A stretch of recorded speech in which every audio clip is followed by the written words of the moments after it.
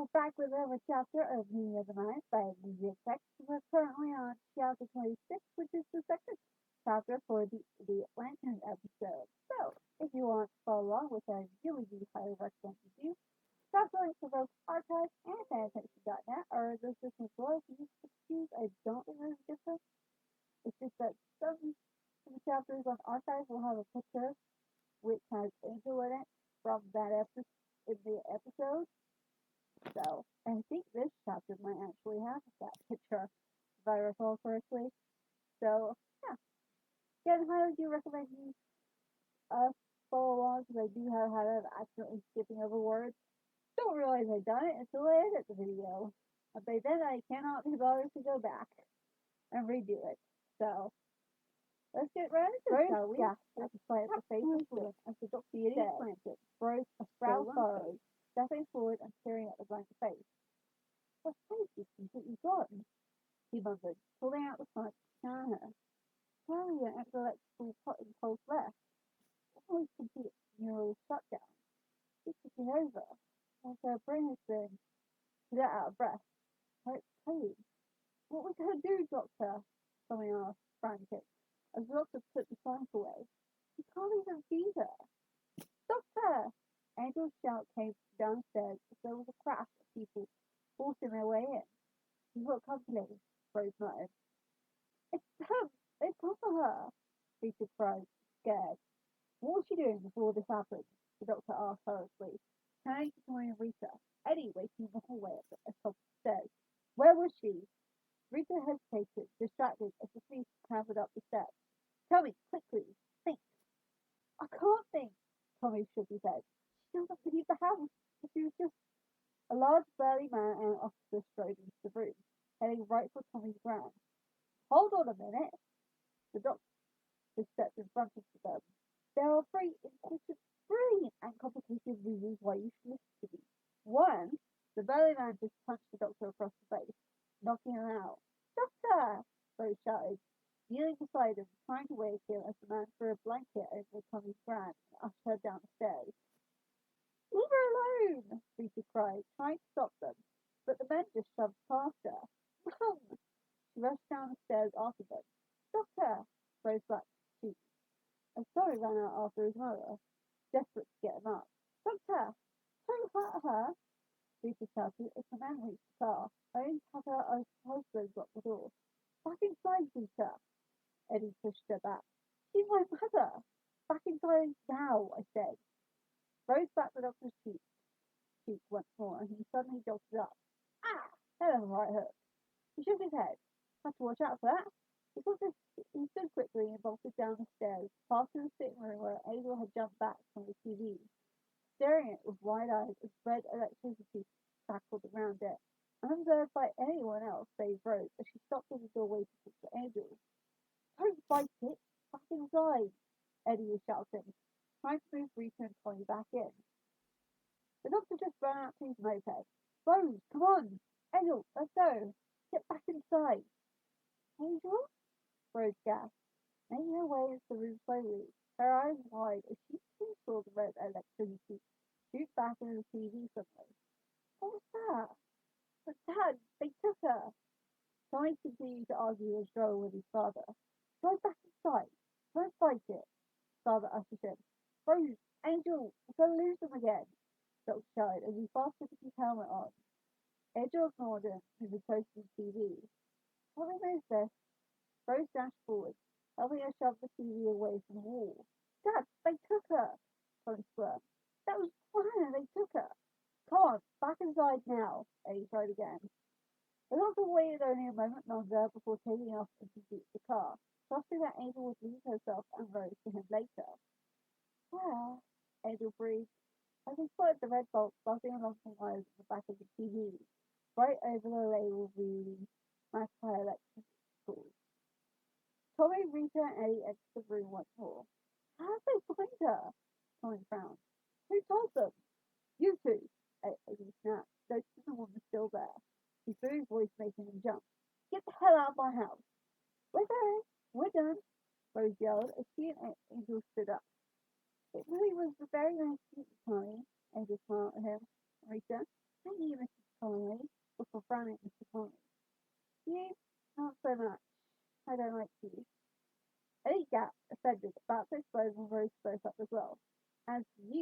fine. Rose stepped right up to him, getting in the way of his glaring look at Angel. Oh, idiot, hangs the Union flag upside down.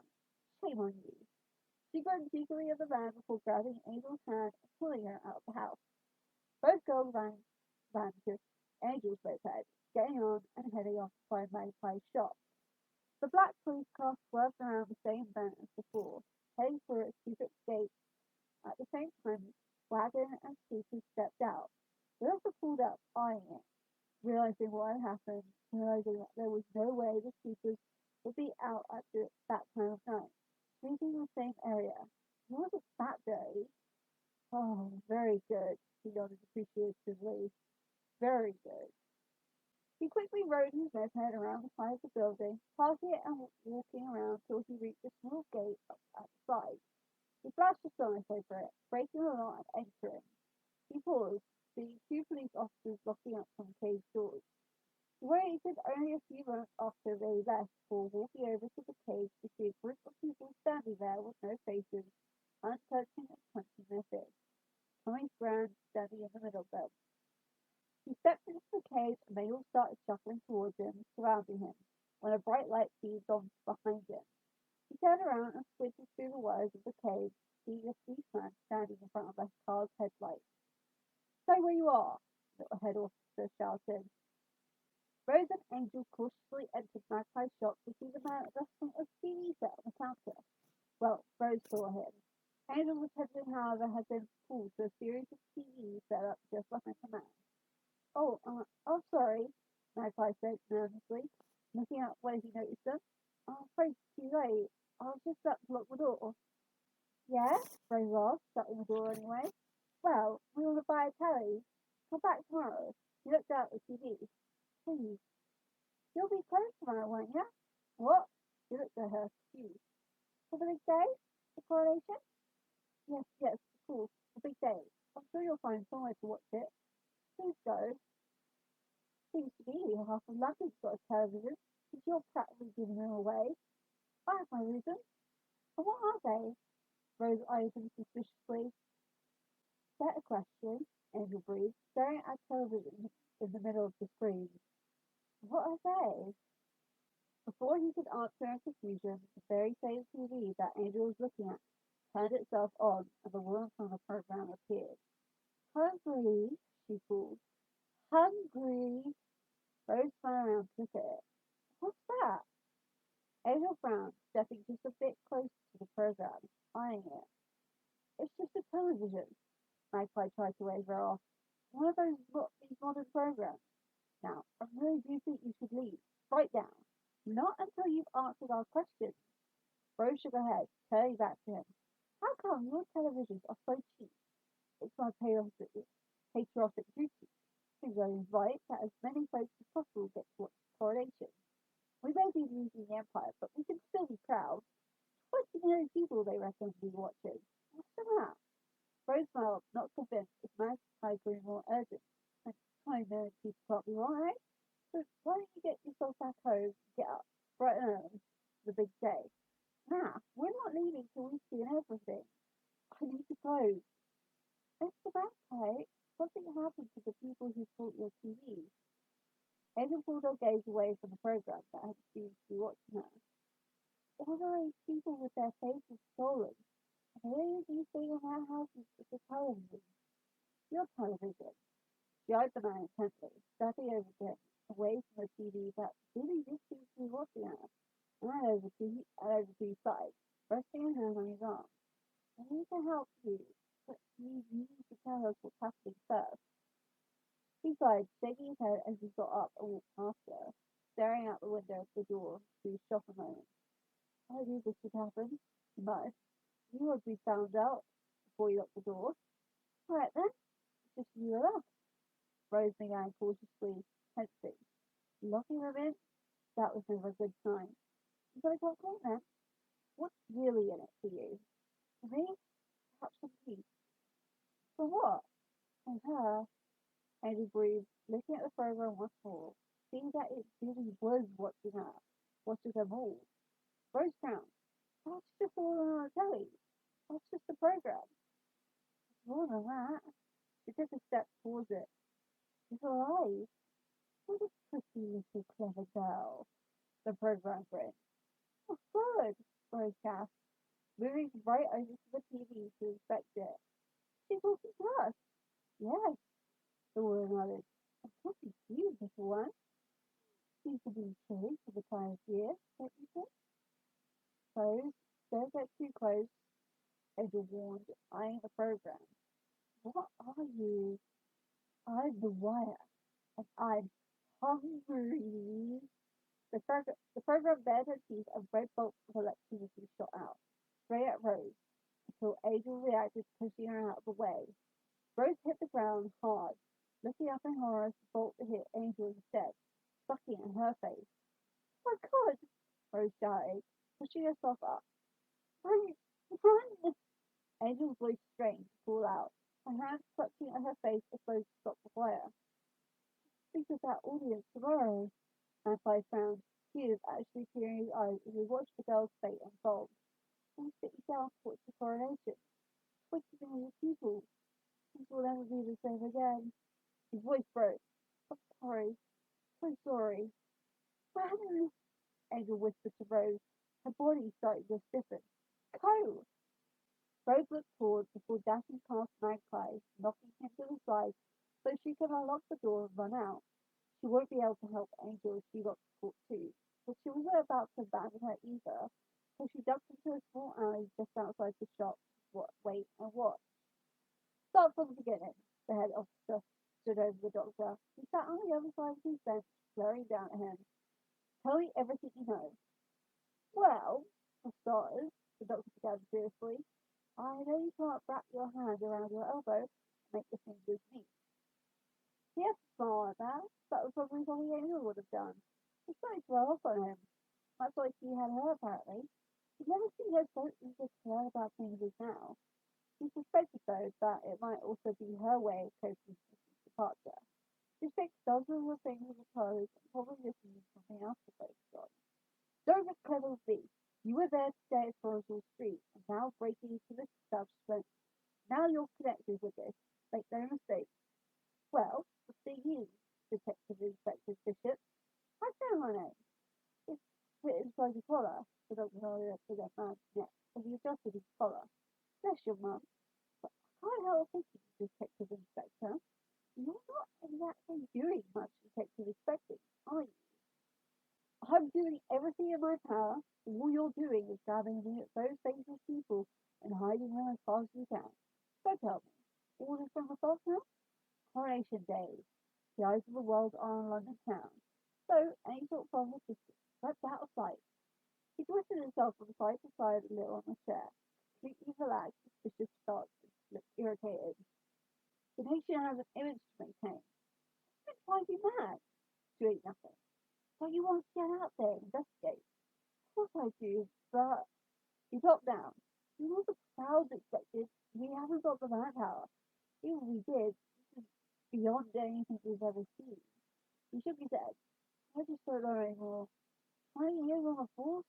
The doctor leaned forward, listening. I don't even know where to start. We haven't the faintest clue what's going on. Well, that's the thing. How? The doctor stood up and looked down at Bishop with a smile. Start from the beginning. Tell me everything you know. A black car pulled up to the police warehouse. Two men getting out. Pulling a woman out of the back seat, a blanket over her head, as another woman got out in tears, struggling with the second round grip. The doctor and Bishop stood by a large map speckled with dots of the locations the faces of people had been found in. We started finding them about a month ago, Bishop was explaining. Persons, left hands, visage, heads just blank. Is there any sort of pattern? The doctor frowned, flipping and feeling through a file. Yes, spreading out from North London, all over the city. Men, women, kids, running. The only rule is there's been quite a large number in Florida Street. Just then there was a sound of someone struggling just outside the door to the office. No! Doctor heard very shouting. Let me go! I need to help her! There was a knock at the door. Find another one, sir, the policeman said, opening the door. Eeyore shoved half-full Rose into the room. Rose? River's brow furrowed. What's wrong? What happened? Rose started crying. Excuse me. I couldn't help her. I tried to. Rose, what's going on? The doctor asked, a feeling of dread surging up in him. His heart started to race, ice water feeling like it was flowing through his veins. Rose, where's Angel?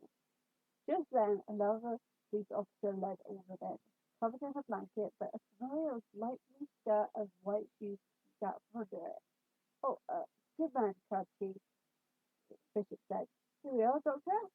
The doctor just let the files fall out of his hand onto the floor in his shock. Sliding over to the blanket, not wanting to see it. Take a good look. See what you can do. Crabtree lifted his blanket off to reveal Angel standing there, star on his face. Doctor's eyes wide and hard as he ran the rest of the way to her.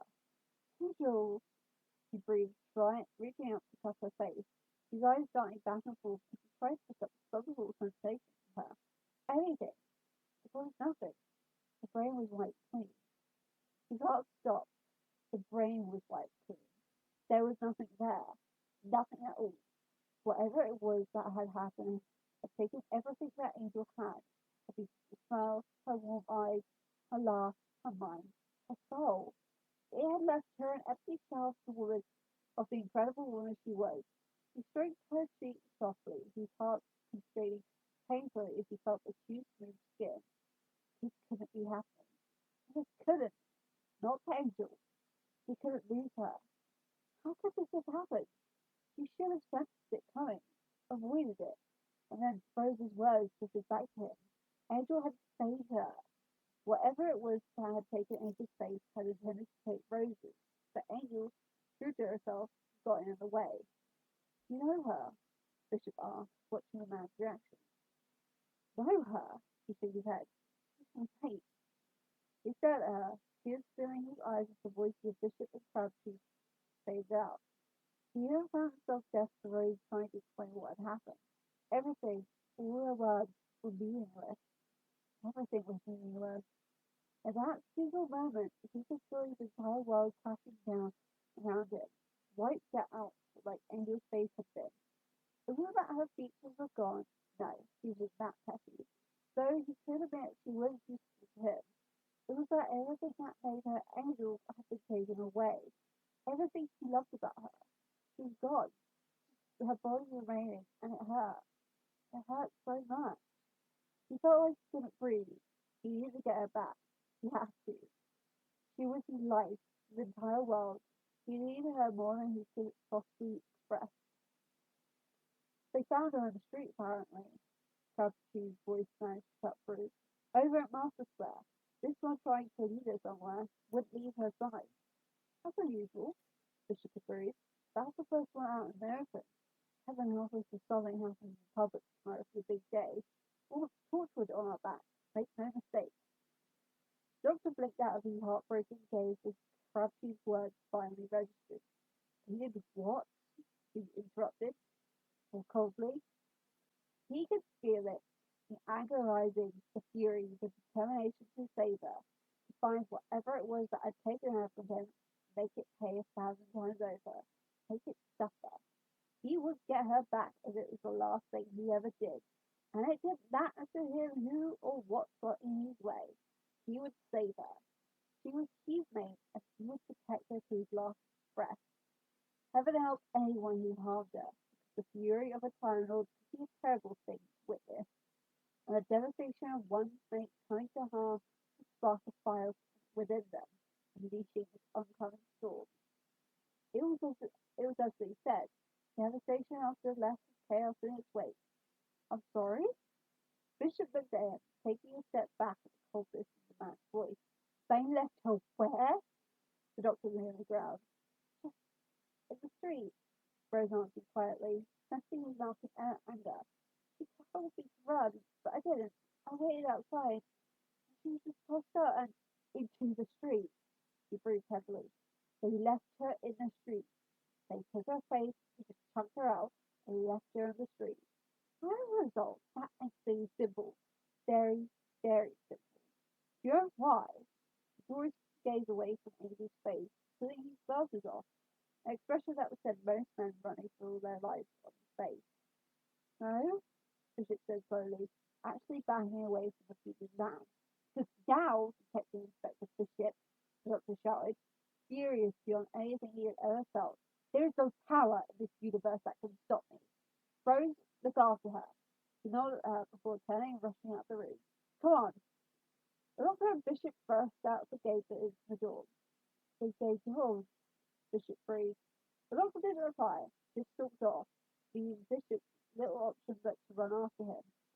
He hadn't listened to Rose, hadn't been able to hear much of anything, and he was not about to waste time turning around and running back in. So he rushed off to the only person he could think might know what was going on. A small boy fiddled with the television in the colony's house, a little girl slapping his hand away as the room crowded with people, friends and family all come to watch the coronation. Ellie strode through the front door, closing it behind him as Rita approached. You've had your little fun. You've had your fun with your little doctor, he frightened her.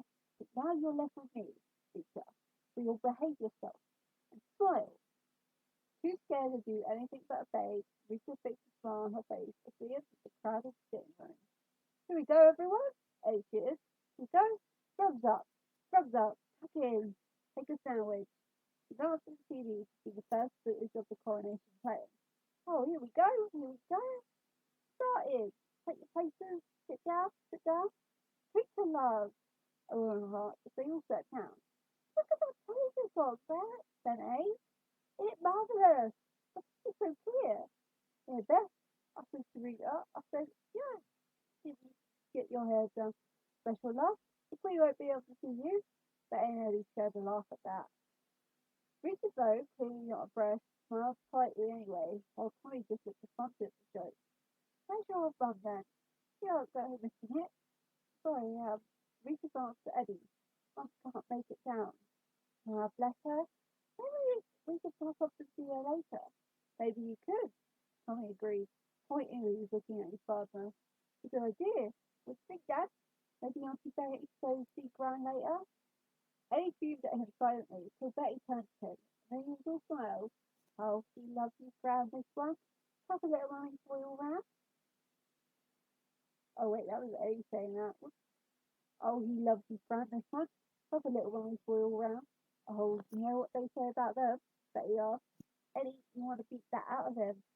Eddie laughed as well. That's exactly what I'm going to do.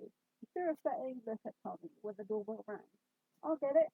Tommy jumped up and went to answer as everyone else watching TV. He opened it to see silently fuming doctors standing there with a rather startled and slightly frightened Miss Bishop. Tommy, talk to me, the doctor said seriously.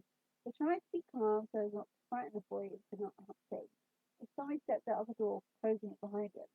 It was difficult, though. Every instinct of his was telling him to find the thing that hurt Angel, force it to fix her, and then tear it to pieces. His entire being was screaming at him to tear down each and every obstacle to save her, to do whatever it took for that to happen. Alarming, or it should have been, to him, for him to feel that way. It was so unlike him. This was Angel. Everything was different when it came to her. Nothing in the world mattered. Not the earth, not the humans, not even Rose as it meant anything would be safe. It was the making instinct, he knew. Somewhere in the back of his mind, he recognized the fact that he didn't care. His natural drive of a male carnivore to protect their mates once the process began. Forging the mental link was only the first step. Each and every step would pull them closer and closer, tie them to each other more and more. That drive, that fierce determination to protect her, will only get stronger as the mating process continues. Their mental bond, to allow another person to even touch your mind, they would become a part of you. So much so that to be cut off from them would leave you feeling empty. Their presence in your mind becomes so prominent, so reassuring, that you feel the lack of it that much more if you do anything to get it back, to get them back. I need to know what exactly happened inside your house. He ground out, struggling to keep from exploding at something. His mate was in danger and he was standing there talking to human. A bit as human that could help, but still, every moment spent talking was another wasted. Ellie suddenly opened the door and ran in on Tommy. What the blazes do you think you're doing?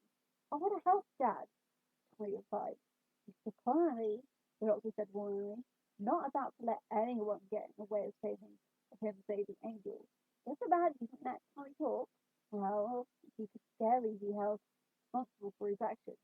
Shut your face, you, whoever you are. We can handle this ourselves. Eddie glared at the man. The dog was stiffening, about ready to punch the man when he turned back to his son. Listen, you little twerp. You're hardly out of the bluey cradle, so I don't expect you to understand. But I've got a position to maintain. People around here respect me. It matters what people think. The doctor's fist clenched, his heart racing so fast he was sure they would beat out of his chest. He could hear them pounding in his ears, his breathing coming in labored as he began to shake. His mind was racing, but all he could hear was help Angel save her. Save the saint, help Angel save her, save the saint, help Angel save her, save the saint. Over and over and over in his mind, growing stronger with every beat of his heart. He needed to do something. But Tommy did it first. Is that why you did it, Dad? Tommy replied, taking a stand with his father. You could tell that something has to have happened. The doctor was angry. He was scared, and he was driven to find out what was going on. At best, he suggests that one of those girls he'd been with must have also been taken. Spurring the man into action. And he wanted to help. If it could save the girls, then maybe it could save his grand and all the other people who'd been taken too. What do you mean? Did what? You ran on Gran. How else would the police know where to look? Unless some coward told them. How dare you? You think I fought a war just for a mouthy little skunk like you calling me a coward? You don't get it, do you? You fought against fascism. Remember?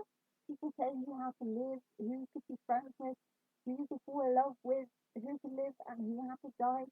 Don't you get it? You were fighting so that little turks like me could do what we want, say what we want. Now you've become just like them. You've been falling on everyone, haven't you? Even Gran. All to protect your precious reputation. Piggy, is that true? Peter asked, having come out to check on them.